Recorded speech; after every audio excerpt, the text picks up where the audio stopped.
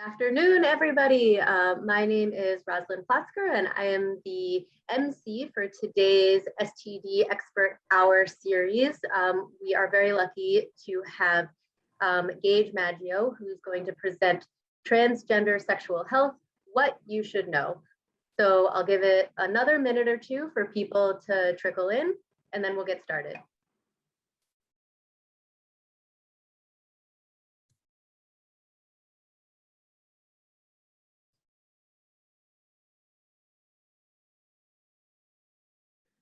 Hello, everyone. If you are just signing in, this is the STD Expert Hour series from the California Prevention Training Center.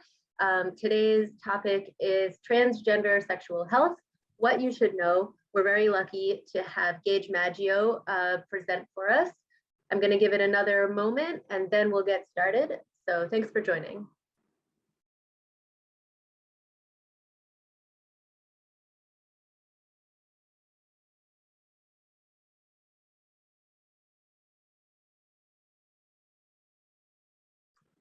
Good afternoon, everyone. My name is Dr. Roslyn Platzker from the California Prevention Training Center. If you are signing on to watch the STD Expert Hour series, you're in the right place. This topic is transgender sexual health, what you should know, presented by Gage Maggio. We'll get started in just a moment.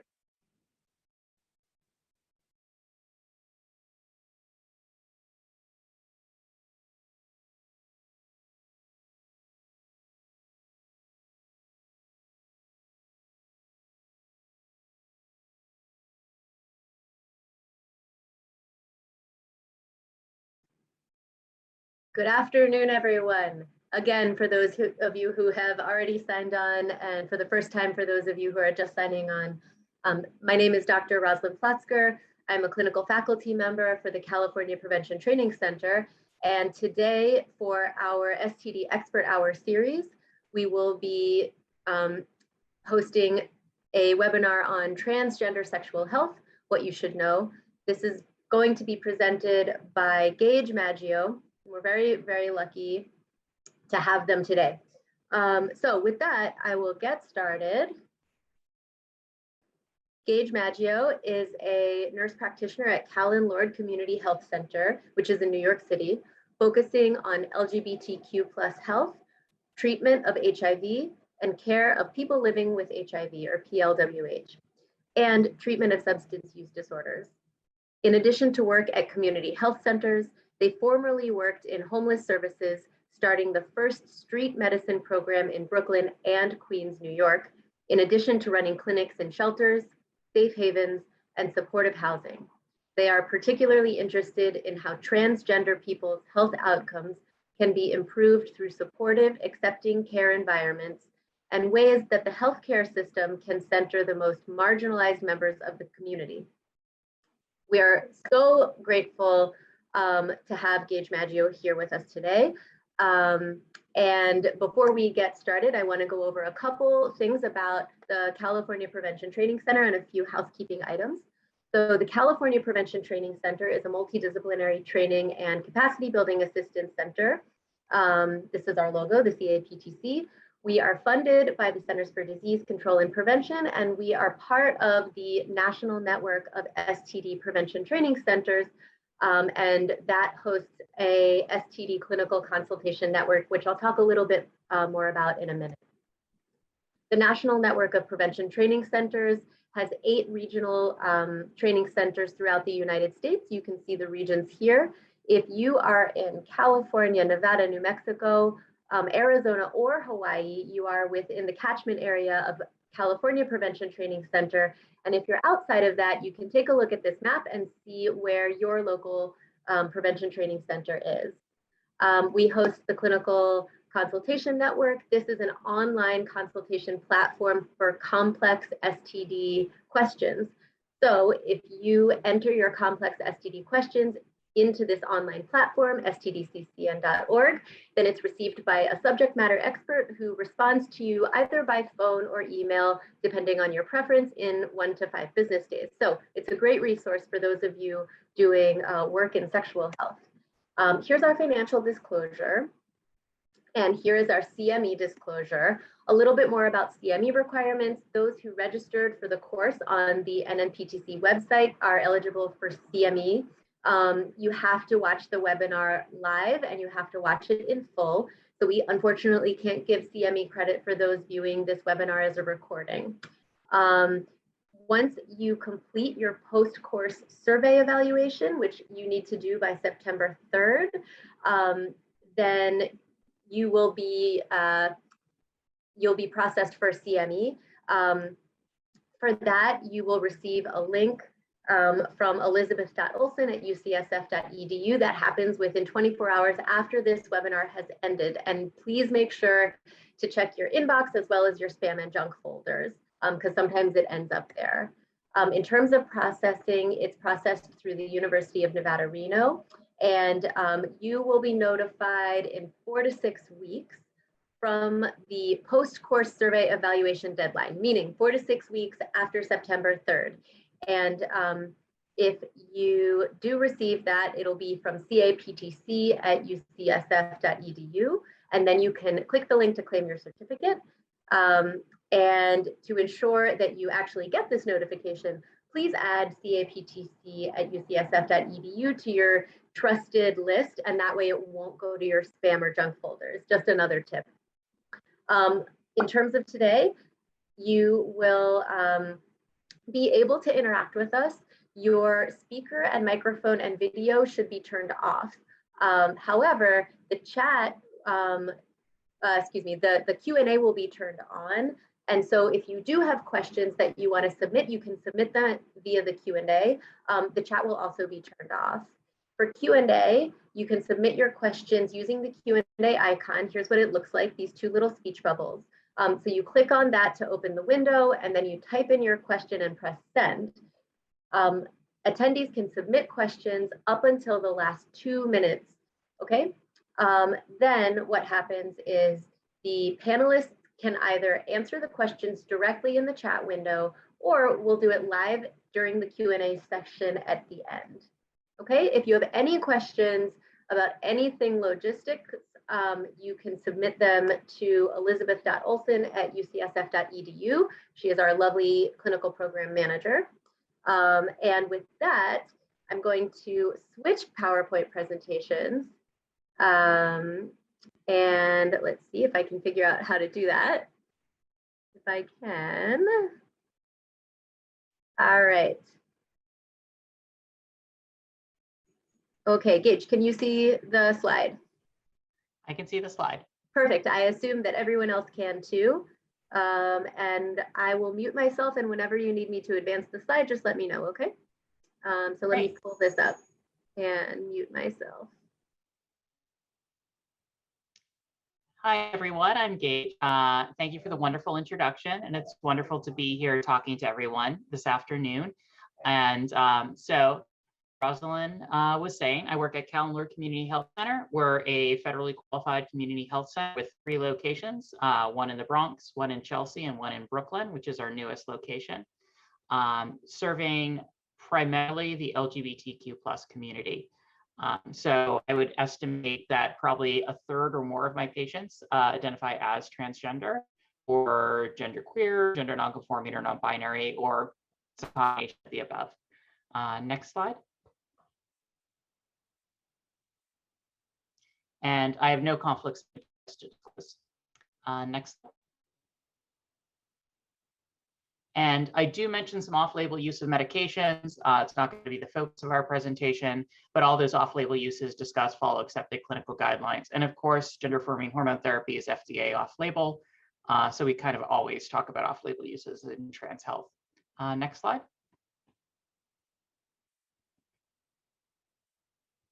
So kind of our objectives today, and these are some big objectives, so hopefully we will get there.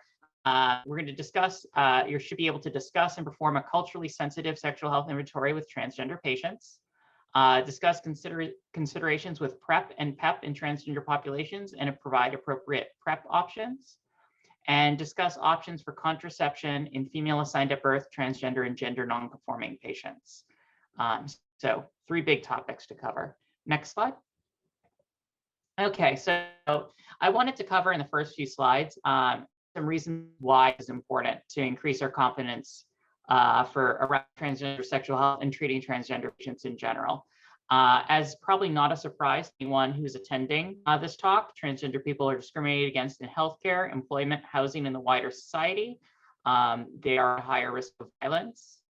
And so the data on the next 4 slides are from the 2015 Transgender Survey Report, which is the most recent one they completed. It was done by the National Center for Transgender Equality in DC. And if we can go to the next slide. So there are significant barriers to care. 1/3 have experienced negative experience with healthcare providers due to being transgender. Rates were higher for people of color and people with disabilities. And those negative experiences range from refusal to treat, verbal harassment, having to educate providers, and physical or sexual assault. And of course, that refusal to treat just doesn't just cover they went to a primary care provider who said, I don't know how to prescribe gender-affirming hormone therapy. That's refusal of any care, including stuff that is not directly related to being trans. In the past year, 23% did not see a doctor when they needed to due to fear of mistreatment, and 33% due to inability to pay. As you'll see, or if you look into any of the data and any sort of from the survey or other surveys of the community, that there are substantial barriers to employment and stable housing among trans people. And they also reported issues with insurance. 25% reported any problem related to being transgender. 55% had a denial of coverage for transition-related surgeries, and 25% had a denial of coverage for hormones. How much of a denial you'll see for hormones and transition-related surgeries will often vary a lot based on the demographics of the population you work with, and also your location.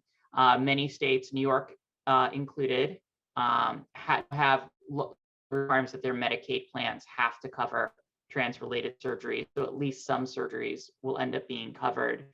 Not that your patient and you may have to fight with insurance. In other locations, there's going to be no legal requirements, and it's very hit or miss with private plans. Next slide, please. And so what does this mean for you? It means that your patients may be initially slow to trust you due to past negative experiences. They're coming in not as people generally who expect to have a positive experience with a medical provider and to be listened to and treated with kindness and respect, but oftentimes coming in as people who expect to be treated badly. Their default expectation is that they're not going to be treated well. And even if working in an environment known to be LGBTQ friendly, if you're at a place like Callan Lord or another LGBTQ health center or a trans-specific program that hospital systems are starting to develop, even then, when you refer them out to specialists, they may be very worried about how they'll be treated. And they're going to have an added burden of trauma related to healthcare. Oftentimes, a medical environment can be triggering, and very gendered healthcare environments will compound these difficulties. We'll talk more about this when we talk about contraception, but fear of going to an OB-GYN is often very intense because those environments can be so gendered. And they may be coming to you for care later due to that fear, or the fear of how much it would cost to get treatment. Stuff gets put off when people don't feel they have the money to afford treatment until it becomes a more serious issue or an emergency and can't be ignored. And that's a classic problem in our whole health system, and it impacts trans people due to lower income and those fears. And so even for non-explicitly trans-related issues, you may get insurance rejections and bills due to a perceived mismatch between a requested test or specialist, the gender marker, and the patient's insurance. Anytime any of my trans patients who have changed their gender marker with insurance to male, if I send out, a swab for BV, or if I send out an HPV with a reflex to cervical pap, we always have to have our lab services team notify the lab that the patient is trans, because they may reject the test. Like, well, you must have sent the wrong test or under the wrong order because this patient's marker is male. So patients may end up getting a bill because their insurance may say, wait, your marker is male, why are you getting this? That can generally be resolved, but it's very stressful. So that will be another thing you're going to have to deal with and have systems in place. Next slide, please. And so rates of HIV are much higher in trans people overall than in the US population as a whole. It's 1.4% versus 0.3%. And it's higher among transgender women at 3.4%. Much, much higher in transgender women of color. 19% of Black transgender women reported living with HIV, as did 4.6% of American Indian and 4.4% of Latina trans women. So this makes prevention and treatment an urgent issue in transgender communities. We're still seeing much higher rates of infection than we are in the general population. Next slide, please. And we also see high rates of involvement in sex work. 12% had done sex work in exchange for income at any point, with 9% having done so in the past year. And more than 77% of those who had done sex work had experienced intimate partner violence, and 72% had been sexually assaulted. To provide sensitive, competent sexual health care to transgender people, you must be comfortable providing care to sex workers and provide that care in a non-judgmental, trauma-informed way. If you don't have that skill set in addition, you're going to be lacking skills for almost 1 out of 8 of your trans patients. Next slide, please. And so I'm going to do a brief summary of language used. This was probably a review for a lot of you. This language does change frequently. I'm sure that, in a few years, if you see a similar presentation, the language may have different terms. Some terms may no longer be used, and some may be used more frequently. So the umbrella term we're using now is transgender. Anyone who does not feel that the sex or gender they were assigned at birth does not describe them or does not fully describe them. Gender non-conforming is someone whose gender expression does not match the gender they were assigned at birth. May or may not be transgender. Whether someone is gender non-conforming depends on their cultural context. As an example of that, someone who identifies and is perceived by society as a woman wearing pants in most places in the US is not going to be perceived as gender non-conforming, but it would have been 200 years ago. And non-binary is someone who's not a man or a woman or feels that neither of those terms fully describe their gender. Genderqueer is an older term that has a significant overlap with non-binary, and it's sometimes also a political identity. I'm finding that my younger patients really strongly prefer non-binary to genderqueer. That's not universal.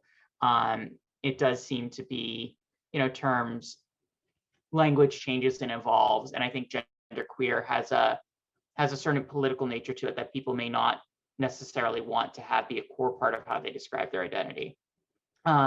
Two-spirit is a term you can run into. It doesn't have a one-to-one mapping with any LGBTQ plus identity specifically. It's a term used by Native American, First Nations people that may also identify with an LGBTQ plus identity, and it's cultural misappropriation when used by non-Native American First Nations people. Another thing you'll run into a lot, and you may even run into this term in your EMR, depending on what your EMR is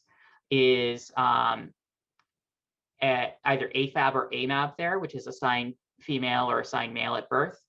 It's a very useful term, but if you have language that is just as clear that uses the patient's affirmed gender, use that. You may also see it as sex assigned at birth rather than assigned sex at birth. So a little bit of caution, but very useful when used appropriately. Next slide. And so affirmed gender, that's the person's gender as stated by them, not necessarily the one they were assigned at birth. We want to avoid saying that cisgender people are men and women and transgender people identify as men or women. We want to kind of put those identities on equal footing. We're not identifying someone's gender, we're affirming it. And of course, sex is the label that lumps together a variety of physical traits, which are your primary and secondary sexual characteristics, chromosomes, hormone levels, etc., into one of 2 boxes. And many of these traits are mutable. Obviously, we give hormones, we change people's secondary sexual characteristics. People have surgeries that change those secondary sexual characteristics or change their primary sexual characteristics. And so oftentimes for trans and intersex people, they're not all going to match the same sex label. And of course, that sex assigned at birth is what a doctor or midwife said someone was when they were born, generally on taking a look at their genitals. And legal sex is what's going to be on their identification documents. Unfortunately, this often leads into issues with the EMR because generally your EMR needs to have the legal sex because that's what's going to get sent to the insurance, to the lab. And if there's a mismatch, it's going to create issues. Gender is made up of identity, social role, social expectations, and gender presentation. It's kind of a complex set of things that are very much in relation to our society. And transitioning can be social, it can be medical, it can be surgical. People can do any one of these grab bag of things. Not all of your trans patients are going to be pursuing hormone therapy or surgery. Some will want one and not the other. Some will change their names. Some will use pronouns different than the ones expected for assigned at birth. It's going to be very individual. Okay, so you're seeing a patient who's a trans man for the first time in your clinic. This patient is new to your practice. In the process of taking the patient's social history, how should you obtain information about sexual history and sexual and reproductive health needs? Do you want to just A, skip over this, as it's more awkward to talk about these matters with trans patients, and your patient will bring it up if he needs anything? B, assume the patient is only active with cisgender women because he is a man and does not need to worry about contraception. C, don't assume anything about his sexuality and start with open-ended questions that center the identities of him and any possible partners, and then sensitively ask about specific acts to assess STI risks and need for contraception. Or D, have a standardized detailed sexual history form for your clinic so that you can look over that before you see your patient. I'll give everybody a few moments to think this over before we move on to the answer. Okay, if we want to go to the next slide. Okay, the answer is C. So open-ended questions done in a sensitive way will elicit the best information, create the most comfortable environment. You should discuss sexual health with your patients. You should not make assumptions about a patient's sexuality based on gender identity or expression. Obviously, a trans man could have partners who are men, women, or non-binary, just like a cis man could. You can't just say, oh, this is going to be an awkward conversation, so I'm not going to have it with my patient. And I can't imagine a form that would get all the detailed and accurate information you want that anyone would have time to fill out or you would have time to look at. And that wouldn't be a very weird experience for the patient to fill out. Okay, next slide. So starting points for your sexual health inventory. Remember, trans people can have any sexual orientation, and unless they specify otherwise, their sexual orientation is in terms of their affirmed gender. So if a trans man says he's gay, he means in relation to the fact that he's a man. He means he's a gay man. But you don't want to assume anatomies of partners or assume that all partners are cisgender or transgender. Trans people can have cis partners, trans partners. Those trans partners could have varying anatomies. And people's sexual orientation and partner choice are not necessarily a perfect match. Sometimes people, have that person who doesn't fit into their usual sexual orientation. Sometimes your people who are engaged in sex work, the people they'll be involved in sex work with are not their partner choice for, non-work relationships. And, you don't want to assume that sexual orientation, gender identity, or embodiment is going to dictate exactly what sexual activities they're going to participate in. So your risk assessment and recommendations will vary. Our risk assessment is very focused on what acts people are doing, with whom, and what they're currently using to mitigate risk. And you want to mirror somebody's language and refer to them the way they refer to themselves, unless it is a slur. And if you're not sure if something's a slur or appropriate for you to use, it's okay to ask, oh, hey, that term you used, is it okay if I use that? And when you talk about body parts, you want to mirror the patient's language or ask what's okay. It can be sensitive to, use the anatomical terminology for someone's genitals if they have a lot of dysphoria around their genitals. Oftentimes, that's the best way to have discussions. Check in before you say, before doing a pelvic exam on a trans man, ask, is it okay if I use the anatomical terms while we're doing this exam? And work with what your patient is comfortable with, because you want to make sure that they're comfortable as they can be with that exam. Okay, next slide. Okay, so I like open-ended questions. I do it as part of obtaining a social history, my new patient visits, I typically am, doing all those standard intake things, finding out why they're there, what they really need to get done today. And then I make sure, as long as there's not so many things they need to get done today, that it gets to a barrier, in which case I'll do a lot of the less immediately essential history gathering in my second visit, go through and do a full history. So, I've asked them a ton of questions about their social history by the time we get to sexual history, and it makes it feel routine. I've been asking them, a lot of questions. I'm not all of a sudden in the middle of asking them about their sore throat, doing a full sexual history. It makes them feel like, okay, this is something that, Gage asks all their patients. And you don't want people to feel singled out. You don't want, them to think that you're making presumptions about their sexuality because they're trans or their level of risk. I always start with open-ended questions rather than yes, no, or A or B questions.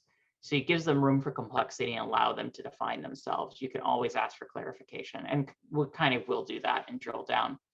So you want to say, how would you describe your sexual orientation? Not are you gay, straight, or bi? There's other options there.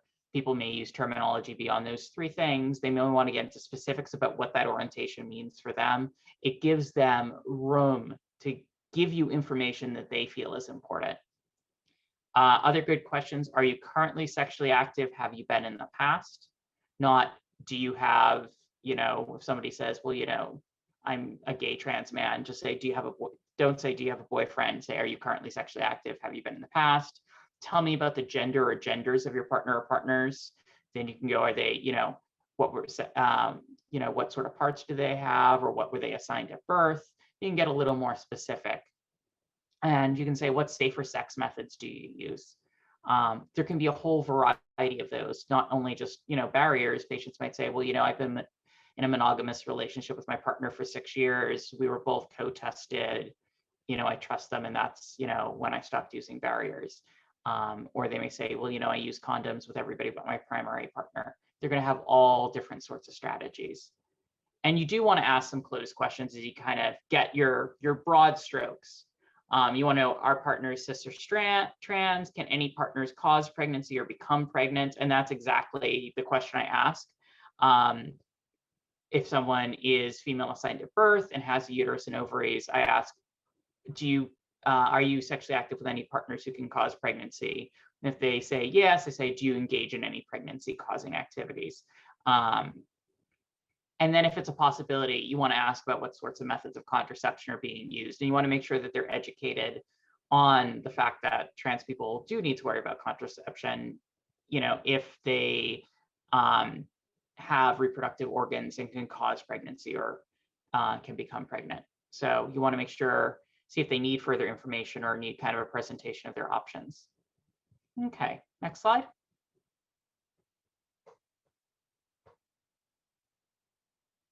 And so you want to give them space, let them give as much or as little information if they want. If they want STI testing but don't feel comfortable giving a lot of details, you can go ahead and offer that testing, explain what each test looks for and where. I've had patients who've been very, awkward, don't want to, talk about why they need testing.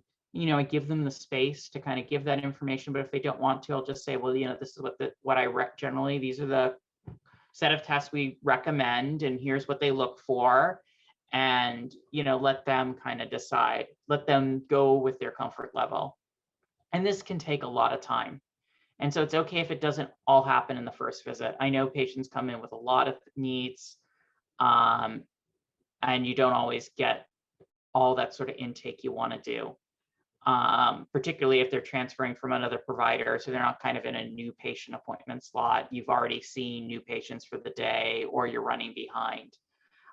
Good times to ask more questions are yearly physicals, your routine follow-ups for chronic conditions. You can kind of say, hey, let's review, your history, see if anything's changed.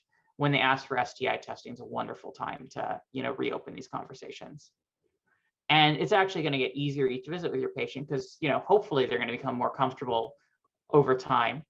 And maybe they'll tell you something at the second or the 10th visit that they weren't comfortable telling you at the first. And do know when to stop. If a patient wants to change the subject, let them and move on. You don't need to fill out, check every box on that EMR.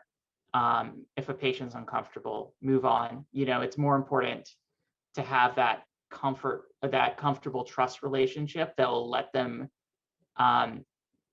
be, a full participant in their health in the future than to get one more box checked or one more question answered today. Okay, next slide. And so sensitive care patients who are sex workers. And so this starts with that same sensitive, non-judgmental sexual health inventory that gives them space to let you know if they're involved in sex work or are sex workers. People may not identify as sex workers if they are doing sex work. People have different relationships to it. And the place I actually get whether people, and this makes sense because sex work, is what do you currently do for work? As we talked about earlier, many transgender people have done sex work at some time. However, you need to be sensitive with how you talk about it. You don't want to come across as assuming that a trans person is a sex worker because they're trans. You don't want to give that impression, because a lot of transgender women, particularly trans women of color, have had negative experiences where they've been assumed to be sex workers, whether they are or not, and have been harassed by law enforcement or others. They may be hesitant to discuss sex work with you because of this. I have patients who are very supportive of sex workers, but would have difficulty, and aren't sex workers, and have difficulty, being asked about that because they have been repeatedly harassed by the police for walking while being a trans woman of color. And legal implications are another barrier to open communication. Work with the patient to find ways they're comfortable with to put information in the chart. Remember that chart, it's something that should be private in your practice. But this often goes in the HPI. There's not a specific confidentiality for being a sex worker. And also, if your records are ever subpoenaed, your compliance department will do what they can, but those records could become entered into a legal proceeding. So oftentimes people are very sensitive about what gets written down, and work with your patients there. There are all sorts of different types of sex work. Don't assume that someone, because they do something identified as sex work, is very high risk. There's some sex work that does not have direct contact with the clients, but there's other sex work that it's very high risk for HIV and STIs, and for violence and legal consequences. I've also been having a lot of discussion, obviously, over the past year and a half about COVID-19 risk with my patients. Patients are having very close contact with clients in a situation where masks aren't worn. And, depending on how the patient works, how they meet up with clients, I have had a conversation with a patient who wanted to reduce risk, who was vaccinated. So that's the most important thing. But I was like, do you feel comfortable? Are you in a situation where you can ask clients if they've been recently tested, or, they've been vaccinated? Can you get regularly tested for COVID-19? So kind of trying to think of that, as we're thinking for everybody's risk levels of exposure, they're going to have like some specifics around how they want to plan for their safety. And don't assume someone wants to do sex work or is happy doing it. There's a whole spectrum that people fall on, between they're not voluntarily engaged in sex work to this is their chosen career and the one they want to be doing. There's a whole spectrum in between those 2 points. So before you try to present something on either end of that spectrum or somewhere in the middle, ask how they feel about their work. Is this something they want to be doing? Is this the best, something they don't want to be doing, but the best option available to them? Because there is a whole, sex workers have a tremendous variety of circumstances and how they feel about those and how they feel about their work. So don't make assumptions, which is a good, I think, general rule with our patients and with all patients. Next slide. Okay, question 2. So one of your patients, a 26-year-old trans woman with no surgical history, who is on estradiol 3 milligrams by mouth twice daily, and spironolactone 50 milligrams by mouth twice daily for gender-affirming hormone therapy, is at risk for contracting HIV and is appropriate for PrEP. You've done that assessment. You're kind of, that's the point you're at. She has questions on how PrEP and gender-affirming hormone therapy will impact each other. What do you tell her? A, PrEP and gender-affirming hormone therapy have no impact on each other. B, gender-affirming hormone therapy won't affect her PrEP, but her estradiol will be less effective.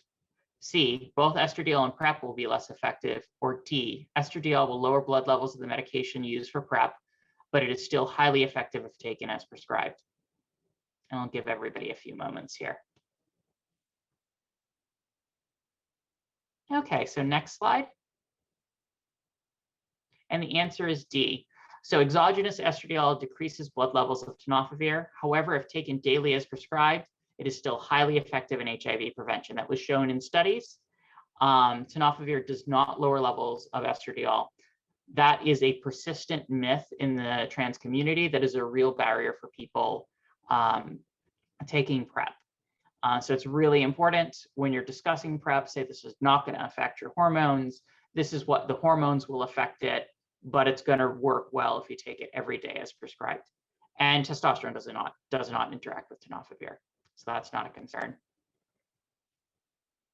Okay, and next slide. Okay, so screenings for all patients.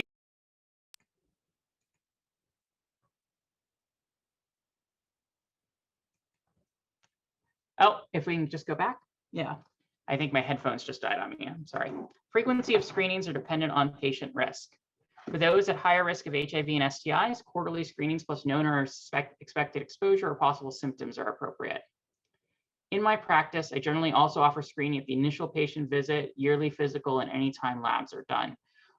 For your patients who may not be on PrEP, may not be HIV positive, oftentimes, if they're not coming in specifically for STI screenings, it may not be at the top front of their mind. They may not have had any particularly high risk encounters. Thinking to offer that, finding opportunities is really helpful.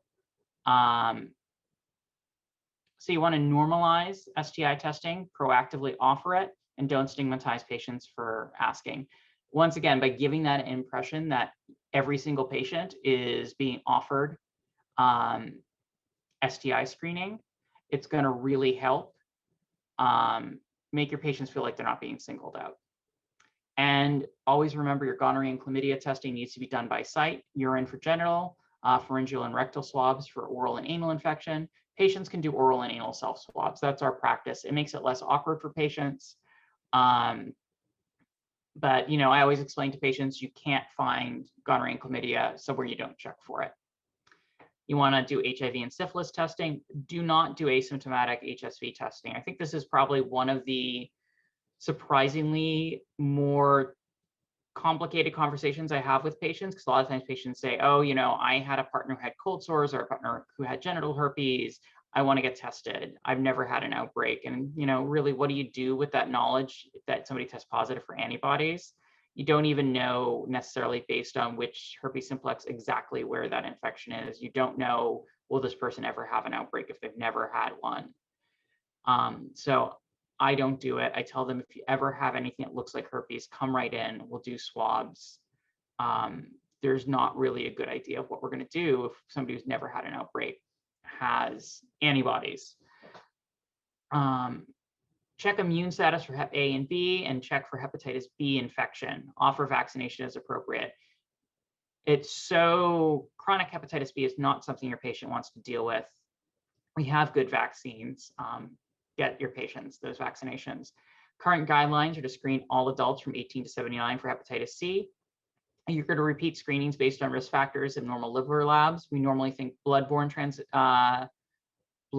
infection for Hep C, but it also is sexually transmitted. The data mainly was done in cis gay men who have sex with men. However, if they have a partner who's Hep C positive, it certainly can be transmitted to anyone. So you want to kind of screen based on those risk factors. Next slide. Okay, so this is kind of a graph from the CDC, which is important and also a lot of lines. What it's showing you is what's the earliest an HIV test can detect HIV after their exposure.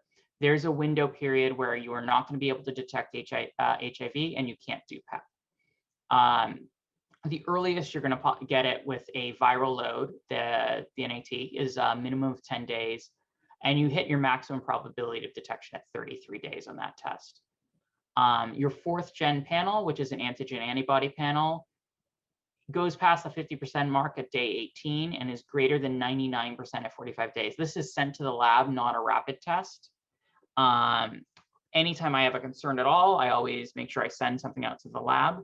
Rapid tests do have their place and are really useful. Prior to 10 days is what we call the eclipse period. You're not going to be able to detect that infection. Remember to give people PEP if less than 72 hours from potential exposure. PEP is a full HIV regimen. There's several options. You want to make sure that patients get that. I always stress to patients who are at risk and may not want to do PrEP at the moment, or may not, just have them have that education. If you ever think you're exposed to HIV, call us or go to the emergency room as quickly as you can to get that PEP. The sooner, the better. Okay, next slide. And so HPV screenings. We need to provide care for the anatomy currently present. All HIV negative patients with a cervix of the age 25 or greater should have cervical cancer screening every 5 years. That is, of course, now with the new guidelines, HPV with a reflex to PAP. This does give us the option of self-swabs for HPV. That does have the disadvantage that a PAP smear cannot be done from the sample. So I do have this conversation with patients. Do we want to do their self-swab or a pelvic exam? I don't assume that my transmasculine patients will not be able to tolerate a pelvic exam or will want to do the self-swab instead. I do talk about the advantages and disadvantages. Obviously, the advantage of doing a self-swab is if it comes back negative, you don't have to do a pelvic exam, but if it comes back positive, they're going into a pap smear or colpo knowing they have HPV.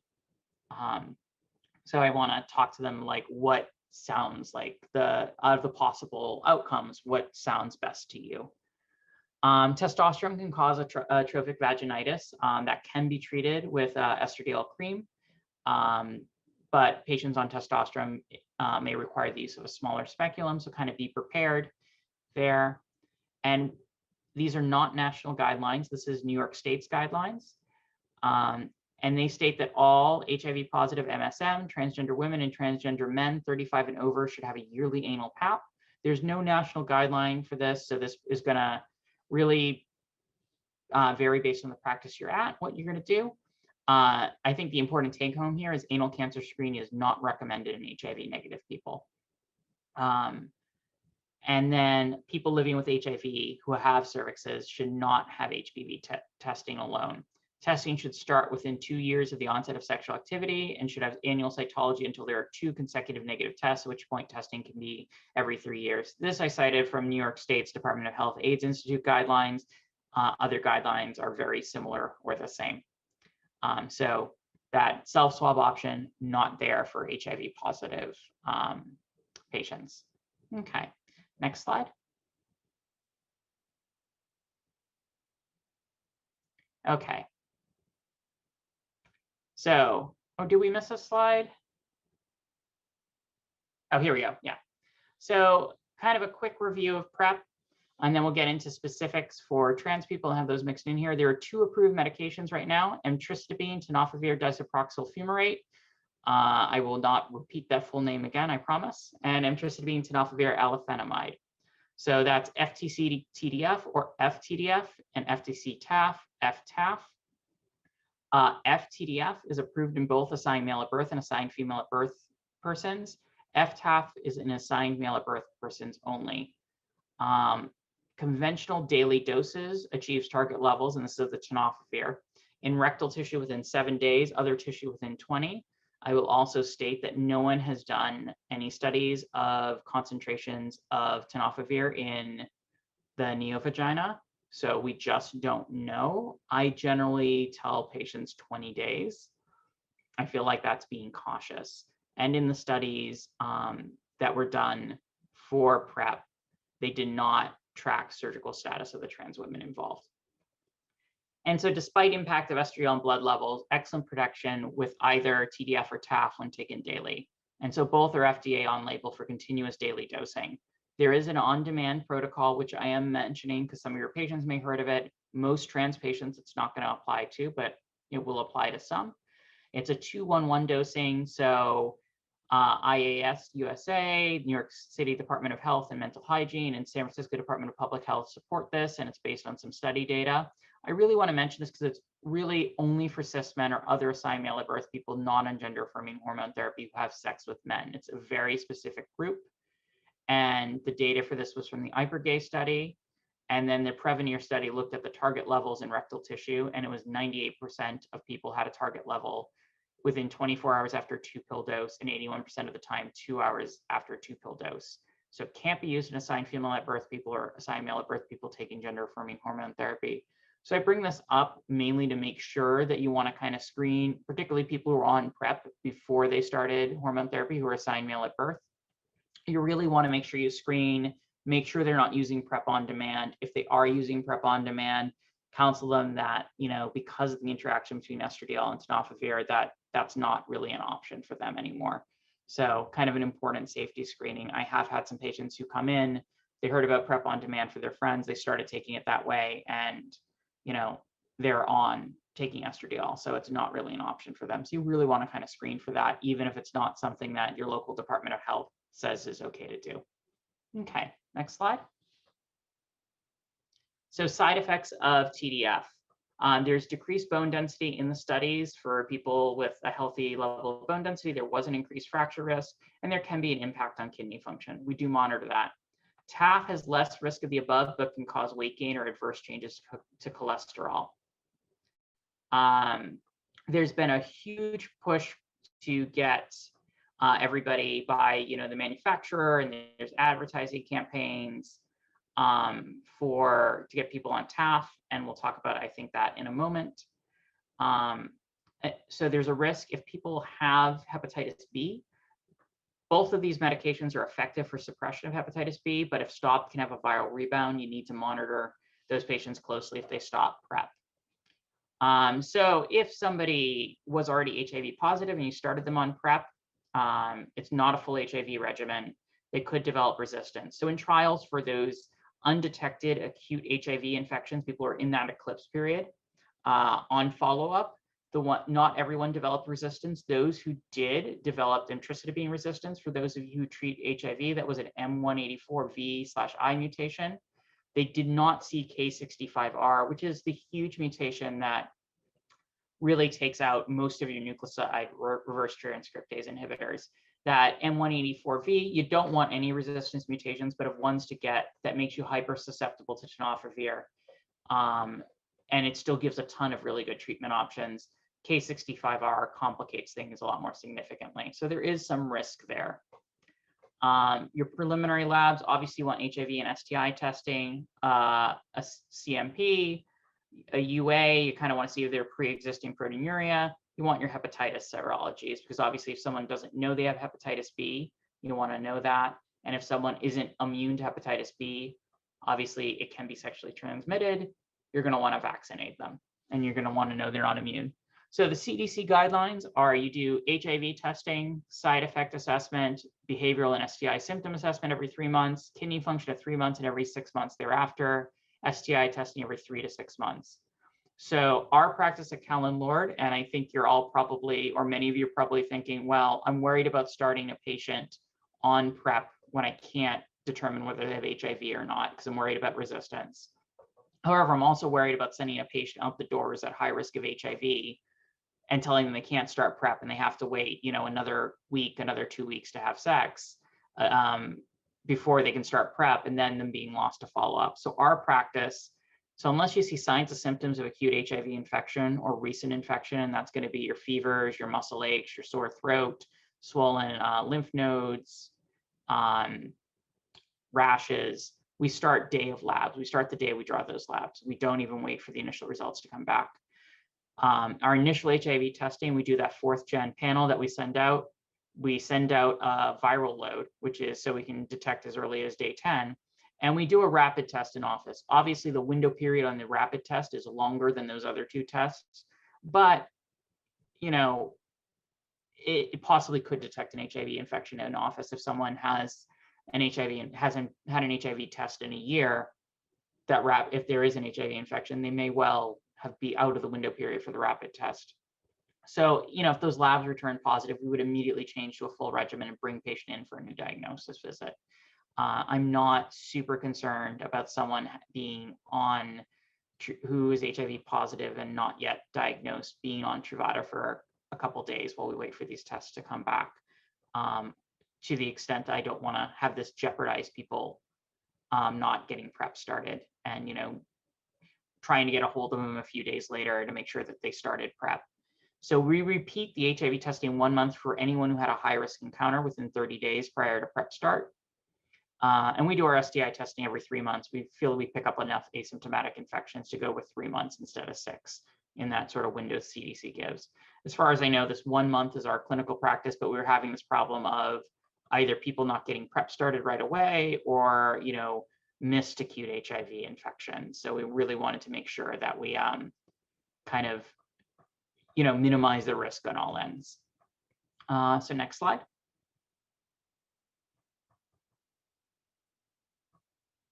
Oh, I think we're skipped a couple because we had questions. Oh, wait, no, we were good. Yeah.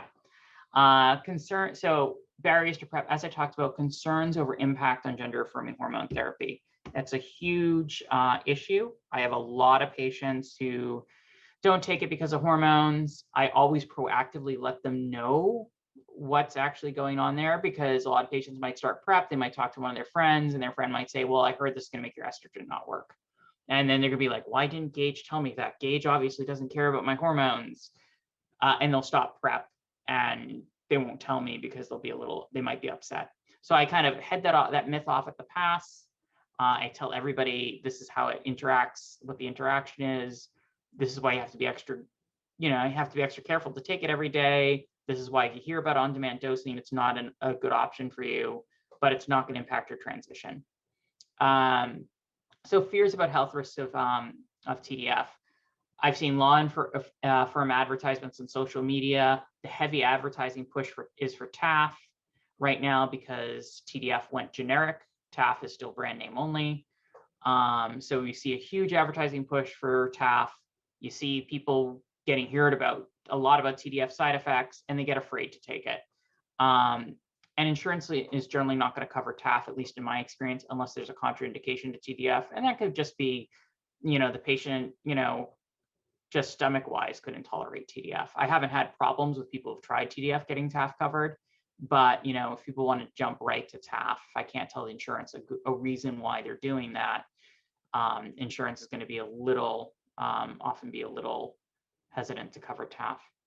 A lot of transmasculine patients are assumed not to be at risk, and they're not adequately screened. Some of that is because HIV rates in transmasculine patients are much lower than in trans feminine patients. But for transmasculine people, there certainly are ones who are at risk and are totally appropriate for PrEP and who may be inadequately served in terms of PrEP. And depending on where you are, they may not have seen public health materials directed at them that indicate that PrEP may be an appropriate option for them. I think even here in New York, where we've had big inclusive PrEP ad campaigns on the subway, you see ads on TV for PrEP. I don't think I've ever seen someone who was in some way clearly identified as a trans man or transmasculine person in a PrEP ad. I have mainly seen people who, generally get read as cis men and trans women in those ads. And then providers may not assess or offer PrEP to transgender patients. This whole classic, are we talking enough about sexual health with our trans patients and asking the right questions? Okay, next slide. Okay, so question 3. So one of your patients, a 28-year-old non-binary person who was assigned female at birth, who is on testosterone cypionate 50 milligrams sub-Q weekly for the past year. They recently called the clinic for emergency contraception due to condom failure during intercourse. They are particularly concerned about being proactive about contraception as their menses see 6 months into gender-affirming hormone therapy. They want to know what options are available to them. A, because of interactions with testosterone, only non-hormonal options are available to them. B, testosterone or transgender status does not impact their contraceptive options. All options are available to them.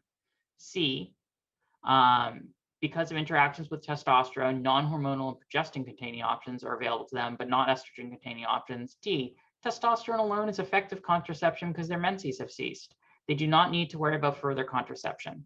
I'll give everybody a moment there. Okay, if we can go on to the next slide.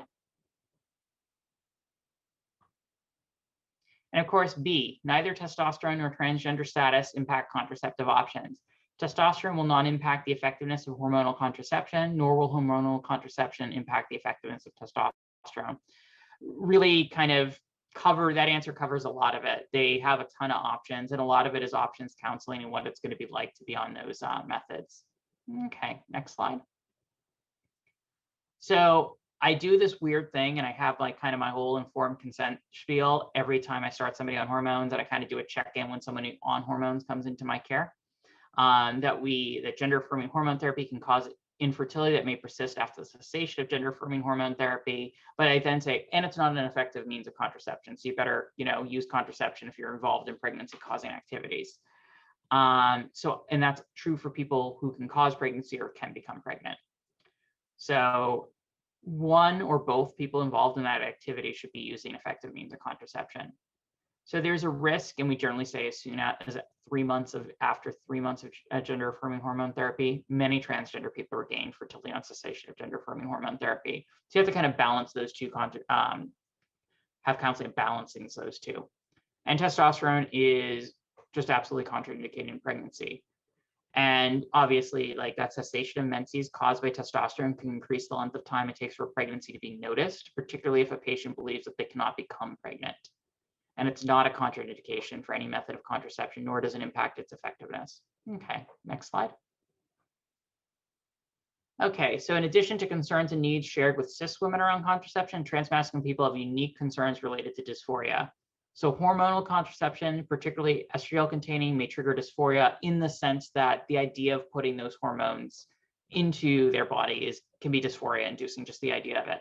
And a lot of those contraceptive methods are going to be very gender coded. Particularly, taking oral contraceptives every day is a very gendered experience in our culture. And so that can kind of trigger dysphoria. And menses themselves can be a significant source of dysphoria. So if patients don't want to take testosterone but don't want menses, we can use contraceptive methods to do that. Or if they're on a low dose of testosterone and hasn't suppressed their menstruation, good methods for that are, of course, your continuous OCP, skipping your placebo week. Progestin-containing IUDs can often do that. Depomedroxyprogesterone acetate or etonestrogel implant can all be effective options. And so comfort around procedures and ease of starting, stopping are also valid concerns.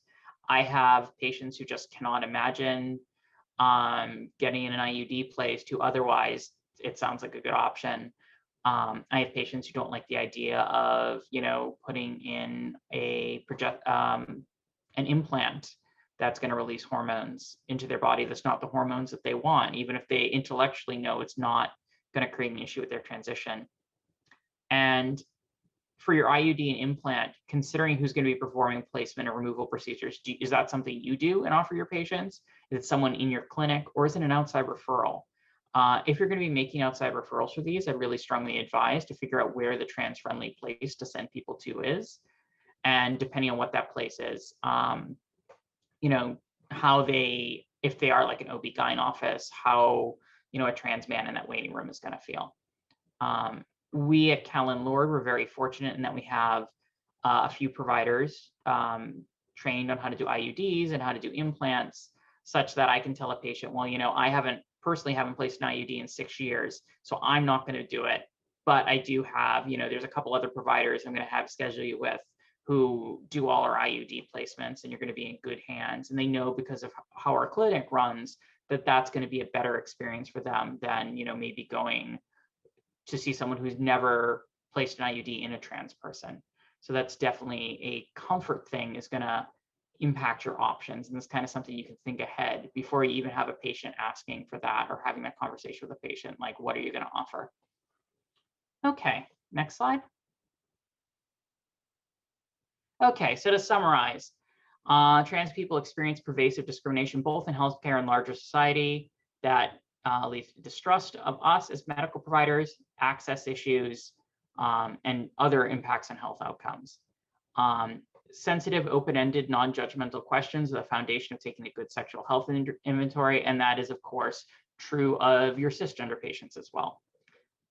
Screening should be done based on body parts present and activities engaged in, not gender identity or sexual orientation. This should be done in a way that reinforces rather than negates patient identity. And PrEP is an option for both trans feminine and trans masculine people. However, less options are available overall than for cis men who have sex with men. And while gender-affirming hormone therapy can reduce fertility or cause infertility, it is not an effective means of contraception. Neither testosterone nor transgender status eliminates any contraceptive options. Contraceptive options should be determined on patients' particular needs, wants, and medical history. So obviously, an individual counseling decision, there's not a one-size-fits-all option here, just like with any other patient. Okay, and I think it's time for questions. We want to move on to our last slide.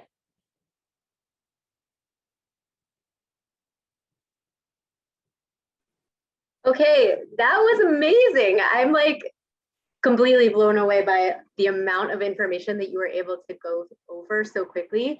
And it was really, really thorough. So thank you. And moving on to questions. So we've got a bunch. Let's start with Ina Park, who's actually the medical director of the California PTC.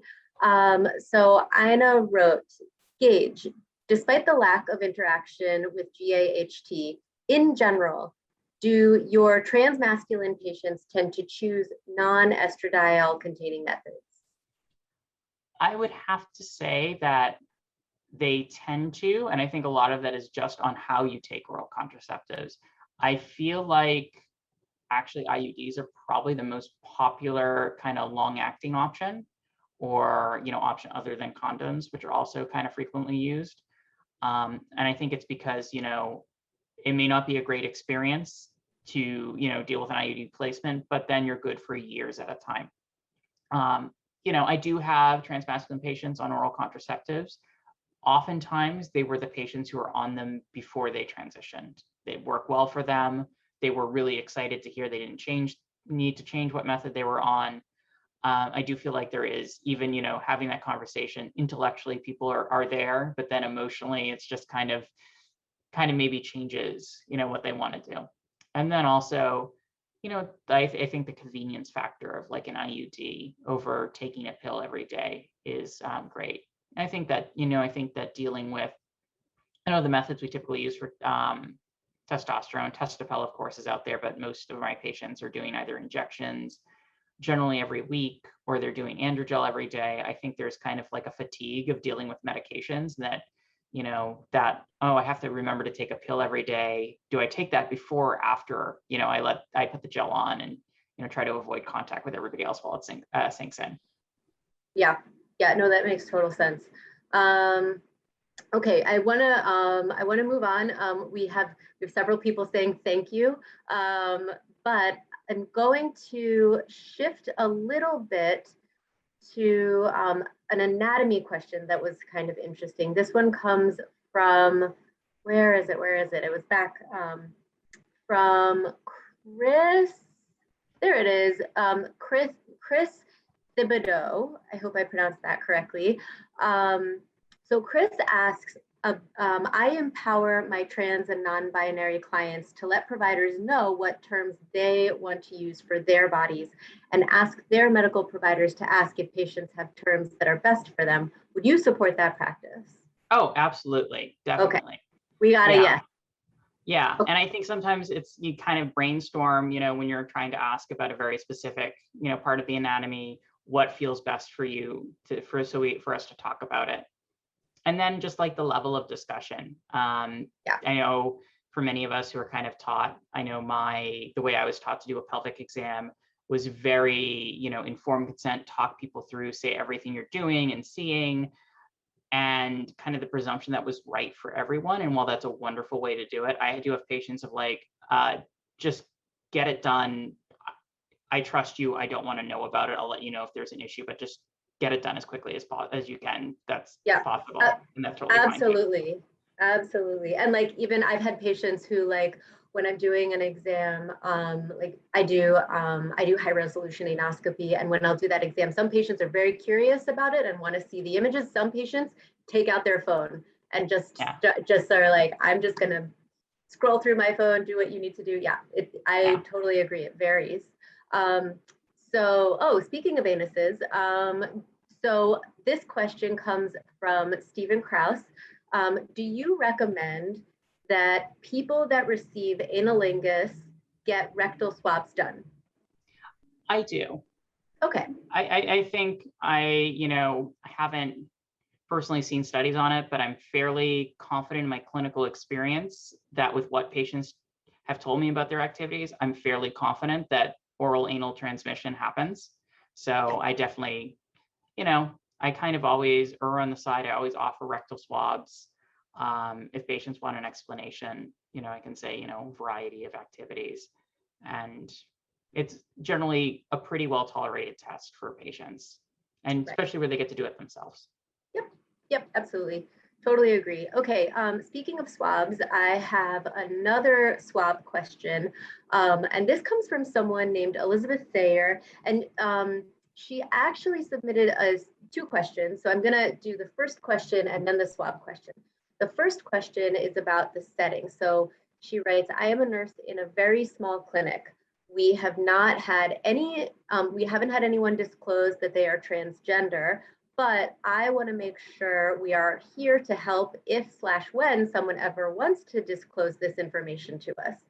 Is there a list of like routine questions to ask all people regarding what organs they have or may need services for? And I know you talked a little bit about that, but I'm wondering, Gage, if you can just kind of like talk to what advice can you give to clinics that are smaller clinics in, say, like more rural settings? I know you're in New York City, who frankly like have never had a transgender patient before, in terms of how to prepare for that to happen, and also to kind of create a clinic that would be welcoming to someone who's transgender, who's living in a setting where there aren't a lot of transgender people. I think like that first thing is like making sure all your staff are on the same page, make sure everybody's done a little bit of sensitivity. And it's really hard when you haven't had a patient that is trans. And a community health center I worked at briefly, not in a rural setting, but I was at a community health center in Providence, Rhode Island. And it was very interesting because there were not very many trans primary care patients at all, but the OB-GYN was the OB who did pretty much all the hysterectomies for trans guys in the state of Rhode Island.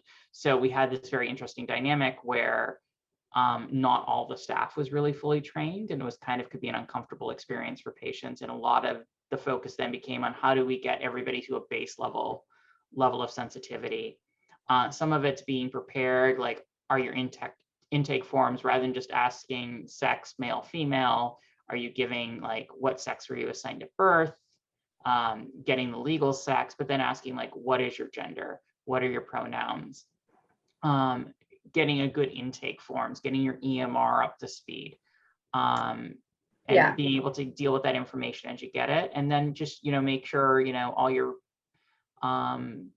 staff know. And it's different being in our environment where a third plus of our patients are trans, that we're all kind of trained. You don't assume someone's gender, even based on their appearance, or if they wear something different that day. We use, kind of avoid pronouns until we know the patient and everything, and get pronouns. You're probably not going to make that cultural shift to a small kind of rural clinic that doesn't have any trans patients yet, but you can, work on that initial sensitivity and kind of work on your intake and create the possibility that someone can be trans in your intake. And that can be a good conversation opener, that maybe that person who's coming for a sprained ankle and doesn't feel comfortable disclosing they're trans, or that they, their pronouns are they, them, they might be more comfortable disclosing their pronouns. And then when they come back and have a complaint that they're being trans specifically impacts, they might be comfortable coming back and seeing you rather than not being seen for it. Okay. That is incredibly helpful. And I wanna include also Elizabeth's swab question. So the swab question was that the clinic only offers urine and swab testing for gonorrhea, and chlamydia. I think it's better than nothing, but do you think we are missing a lot of potential infections by not offering additional site testing? And I think Elizabeth, I think what you mean is pharyngeal and rectal testing. So yeah, Gage, what do you think? If it's just doing, if the only test that's available is urine?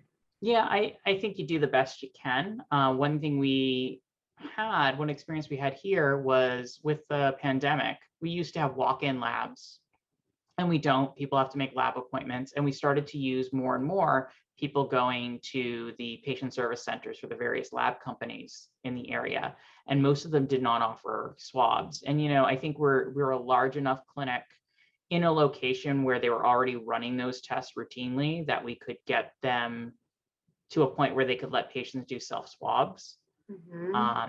It's still kind of sometimes a struggle. Somebody might go to a test site in New Jersey or something where they aren't on that page and they don't happen.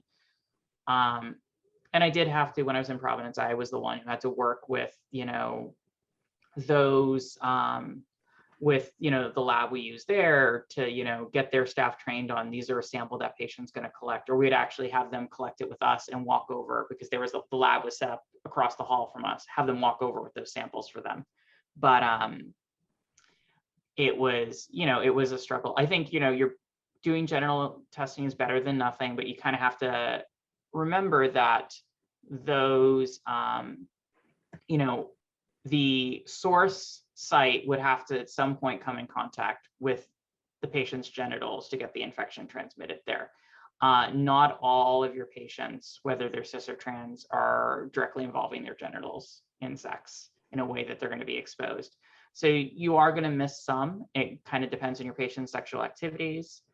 But you do what you can, and you can maybe work on the lab of saying, hey, if we send over properly collected samples, what would you need us to do to be able to run those? That's great. Okay, we have a lot of questions left. We have about 3 minutes. So I will try to do as much as I can. So one question that came through was, let's see. Oh, one thing I want to announce for the people who are still on is that Fenway, so a lot of people have been asking about resources. So Fenway Health actually has very good resources, and that was recommended by Ina Park. Thank you, Ina. And so they have really good resources. And I think if you go to Cal and Lord's website, they also have good resources, especially for trans health.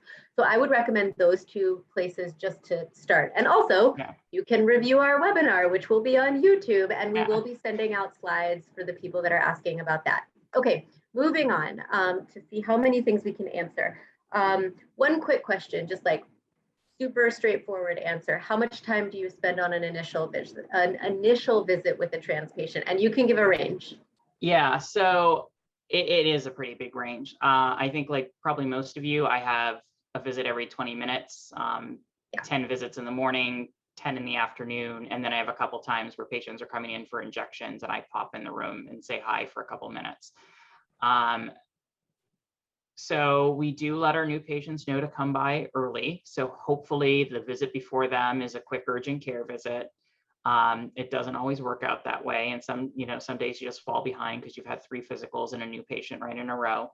That new patient visit can be anywhere from someone who has nothing going on. They just want to establish care. They've been stable on hormones for 10 years. All they really want to do is, get primary care. Okay. And transfer their care over. And that, within that 15, 20 minutes, I can get all my history done. And sometimes the patient, has 3 different things going on, and, the visit runs over and I'm playing catch up. So sometimes you can be in the room over 20 minutes. And then sometimes patients want to start hormones, and that's a long enough visit. And I make sure I get enough history so we can do that safely. And I say, well, you're coming back in a month. We're going to do a check-in, see how you feel with hormones. We'll do your physical, and we're going to talk more about stuff then. Okay, great. Okay, let's go to speaking of hormones. How do you address hormones for people who identify as non-binary? I very much talk about what they want to get out of hormones. And I also explain that we don't get to pick and choose what their effects are. that lower doses aren't going to prevent certain things from happening. They generally have things happen more slowly. Kind of talk about the limitations and how bodies respond differently. But a lot of it's like, you know, what's the goal you're trying to get to? What is, you know, what are, you know, things you want to avoid or things you don't, what can we kind of do here? With trans men, I have a lot of non-binary trans male spectrum patients who do very low doses of testosterone. With my trans female spectrum patients, I do have some low dose. I have a lot of people who will avoid anti-androgens and just do just estradiol and see what their results are. And I always also tell people it's okay to stop and start. It's okay to reduce your dose. You know, the way we pick doses is your needs and wants. And then, you know, kind of we set that kind of max safe dose of what gets you into those target levels. And then I kind of explain, you know, as long as you have, you know, you haven't had reproductive organs surgically removed, you know, it's safe to do low dose. You know, post-operatively, we do have that kind of concern about not having enough in the terms of sex hormones, but pre-operatively, if you want to do a tiny dose of testosterone, that's great. And if it's so super tiny that you're really not noticing much of an impact because it's barely elevating your levels and that feels good to you, that's great. If that doesn't feel good to you, we'll just go up. Perfect. Okay, so unfortunately it is, I want more time. I want us to have more time. There are so many good questions, and Gage, if you're open to this, we can collate questions and get in touch with you for answers if that's something you're amenable to. I think it's something that a lot of people are very curious about. That would be great. Okay, great. So, you know, because we do have many questions, so we will try our best to collate them. In terms of questions about slides, the slides will be emailed to registered participants. That should happen within 2 weeks. So hold off for 2 weeks, please. And then if like 3 weeks rolls around and you still haven't received anything, then you can email us. You can email elizabeth.olson@ucsf.edu. And when we email those slides, there will also be a link to the YouTube webinar for people who want to share this. Gage, just so you know, there was someone who's in Hawaii who wants to share this. So I'm sorry that you can't be in Hawaii physically, but you will be there virtually. And I, on behalf of CAPTC and all of our attendants, want to just thank you so much for an amazing presentation and for being a resource and for your dedication to sexual health. You're welcome, and thank you. I feel very lucky to have you as like a member of this sexual health community. Thank you, and thank you so much for, you know, having me give this talk, and it was a pleasure, and I'd be more than happy to answer those questions and look forward to it. Okay, great. Okay, so thank you everybody, and have a great rest of your day.